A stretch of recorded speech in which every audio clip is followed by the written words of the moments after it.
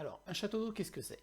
Alors, je pense que tu en as déjà vu autour de chez toi, que ce soit en ville ou à la campagne. Souvent, c'est une grande structure de béton, comme celle que tu vois sur la photo, avec un grand pied et au sommet, quelque chose de plus imposant. Alors, qu'est-ce qu'il y a au sommet? Eh bien, en fait, il y a tout simplement une grosse cuve, un réservoir, une citerne, on peut appeler ça un petit peu comme on veut. Et en fait, un château d'eau, c'est ça.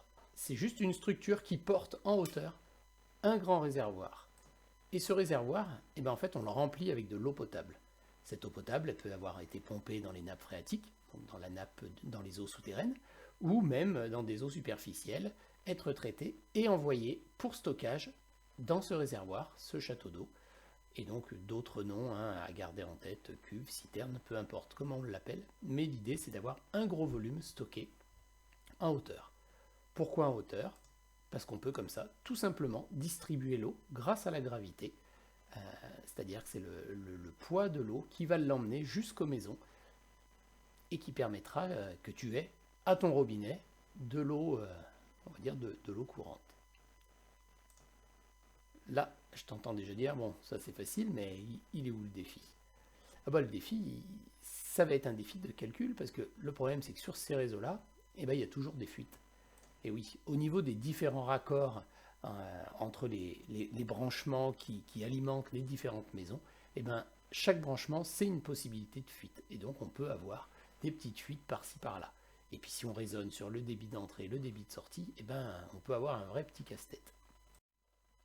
Reprenons donc notre réservoir. Notre cuve, notre citerne, peu importe comment on l'appelle, c'est le sommet de notre château d'eau, c'est là où on a toute notre eau. Cette réserve, on va la remplir d'eau potable avec une pompe. Le débit de remplissage de la cuve, il est de 200 litres par minute. C'est-à-dire que la pompe qui envoie l'eau dans ce réservoir envoie 200 litres en une minute. De ce réservoir, j'ai également des tuyaux qui ressortent, qui vont servir à alimenter les différentes maisons.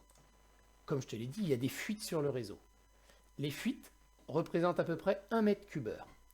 C'est-à-dire que chaque heure qui passe, je perds 1 mètre cube d'eau qui s'infiltre dans le sol parce qu'il sort de mon réseau. Et j'ai également la consommation par les habitants, qui là est représentée à 5000 litres. Sur la période qu'on va observer, j'aurai une consommation de 5000 litres. Alors j'ai besoin des dimensions de la cuve pour pouvoir raisonner complètement. Ma cuve, elle a une base qui est un cercle. Donc c'est une cuve sphérique. Le rayon de la cuve est de 2 mètres. La hauteur de la cuve est de 200 cm. Donc j'ai un beau cylindre d'un rayon de 2 mètres, d'une hauteur de 200 cm. Et maintenant la question. Si la cuve est vide au début de l'observation, que les pompes remplissent la cuve à un débit de 200 litres par minute, que les fuites représentent une perte de 1 mètre cubeur et que les habitants consomment 5000 litres d'eau, quelle sera en centimètres la hauteur d'eau dans la cuve au bout de 90 minutes? Donc je te laisse réfléchir à ça, relis bien l'énoncé, observe bien, conceptualise dans ta tête le fonctionnement.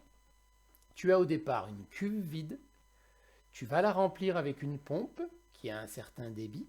Cette cuve va se vider avec différentes pertes, que ce soit des fuites sur le réseau ou une consommation d'habitants. À toi de calculer au bout de 90 minutes combien d'eau il y aura dans cette cuve. Bon courage et on se retrouve à la rentrée pour la correction.